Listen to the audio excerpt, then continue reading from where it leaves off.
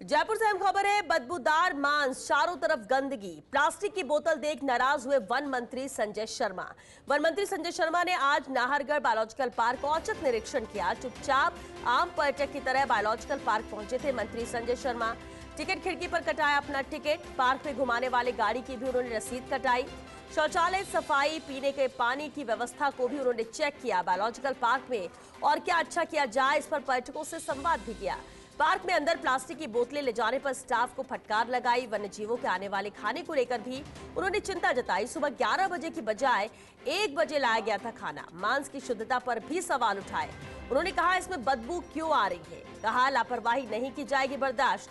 कर्मचारियों का हाजिरी रजिस्टर भी उन्होंने चेक किया।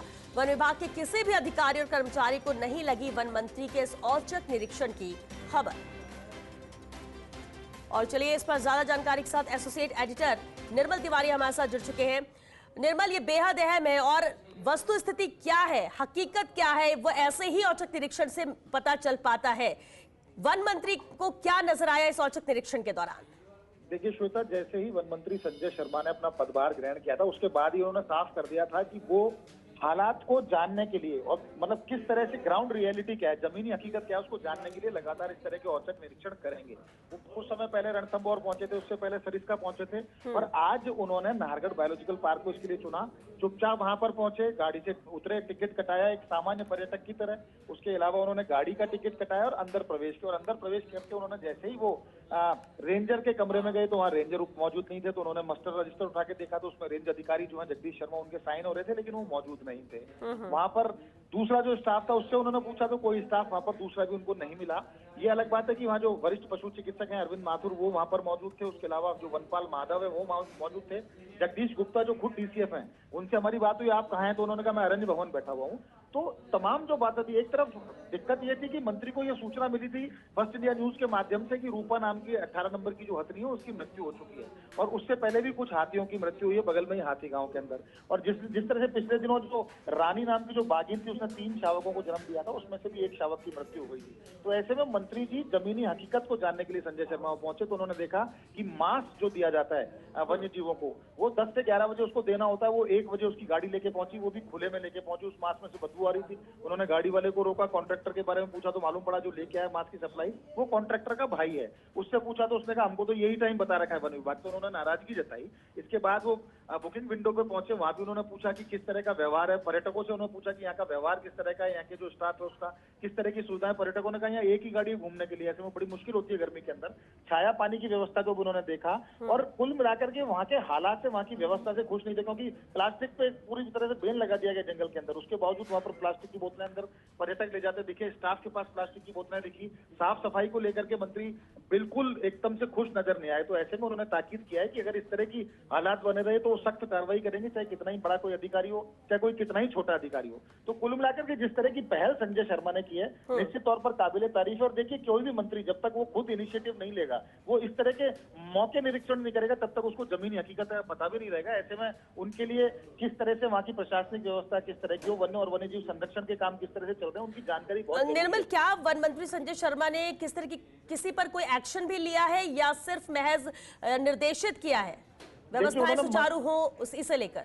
बिल्कुल, देखिए श्वेता, उन्होंने मस्टर भी चेक किया। मस्टर में भी कई जगह साइन हो रहे थे, कुछ जो जिनके साइन हो रहे थे वहां पर मिले ही नहीं वो। यानी इसका मतलब ये था कि वो सुबह साइन करके चले गए, या पहले साइन कर देते हैं या बाद में एक साथ साइन कर देते हैं। इसको लेकर के उन्होंने सवाल उठाए।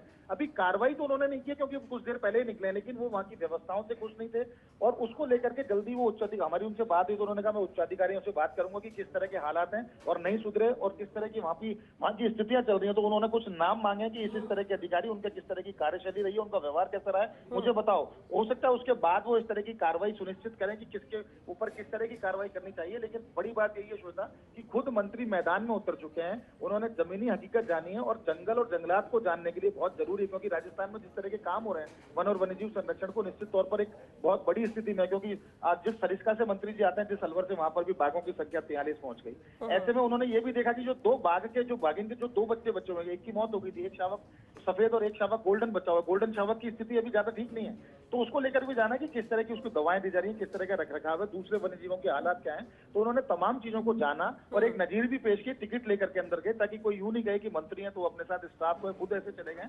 वो टिकट लेके बाकायदा अंदर गए, उन्होंने उसका पैसा चुकाया और एक नजीर पेश किया। तो उम्मीद की जानी चाहिए कि ये सिलसिला वन मंत्री संजय शर्मा की तरफ से जारी रहेगा। दूसरे ऑफिस, दूसरे जो वन्य जीव अभ्यारण्य, वहां पर भी औचक निरीक्षण करेंगे। जमीनी हिस्से को जानने के बाद ही वो कोई इस तरह का प्रशासनिक बदलाव की बात हो या किसी व्यवस्थागत जो बदलाव की बात हो उसके ऊपर अमल करें। निर्मल, लेकिन कितना वक्त था जब वन मंत्री अंदर पहुंच गए लेकिन स्टाफ या किसी अन्य अधिकारी को भी इसकी खबर नहीं लगी, सब अनजान रहे?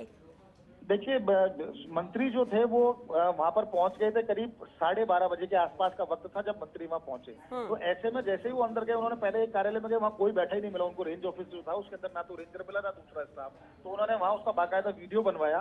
उसके बाद वो आगे बढ़े तो आगे भी उन्होंने देखा कि प्लास्टिक की बोतलें और इस तरह से पड़ी थी, तो उन सब चीजों को देखा और वो क्रमवार वहां गए और करीब उन्होंने 1.5 घंटा वहां पर बिताया नाहरगढ़ बायोलॉजिकल पार्क के अंदर। फिर वो पर्यटकों से भी रूबरू, पर्यटकों से जाना कि किस तरह की व्यवस्थाओं में सुधार किया जाना चाहिए और किस तरह की खामियां। पर्यटकों को बताया कि एक ही गाड़ी है, छाया पानी की व्यवस्था भी पर्याप्त नहीं है। तो इन तमाम चीजों को देखा। वन्य जीव जो शेल्टर्स के अंदर रह रहे हैं उनको देखा, साथ ही साथ जो नए जो अभी ऑटर को लेके आए या दूसरे जो वन्य जीव में भालुओं की बात करें या घड़ियाल ने जो प्रजनन किया उनको देखा और उन्होंने दिशा निर्देश भी दिए। साथ ही साथ वो एक्सोटिक पार्क में भी गए जहां पर हिप्पो ने भी पिछले दिनों, रानी हिप्पो ने एक बच्चे को जन्म दिया है, राजकुमार नाम का, जो उनके एक मेल जो बच्चा हुआ उसको भी देखा। व्यवस्थाओं की जानकारी ली और साफ तौर पर चेतावनी देके आए कि व्यवस्थाओं को सुधार लें, अपने व्यवहार को सुधार लें, अपनी कार्यशैली को सुधार लें, समय पर आना सुनिश्चित करें, समय पर जाना सुनिश्चित करें और जो सीसीटीवी से जो मॉनिटरिंग की जा रही है वो प्रॉपर मॉनिटरिंग हो। उसके बावजूद भी अगर कोई गलती होती है, कोई खामी सामने आती है तो उसके ऊपर सख्त कार्रवाई। बिल्कुल निर्मल, और उम्मीद करते हैं कि वन मंत्री संजय शर्मा के इस तरह के औचक निरीक्षण के बाद, उनके निर्देश दिए जाने के बाद अब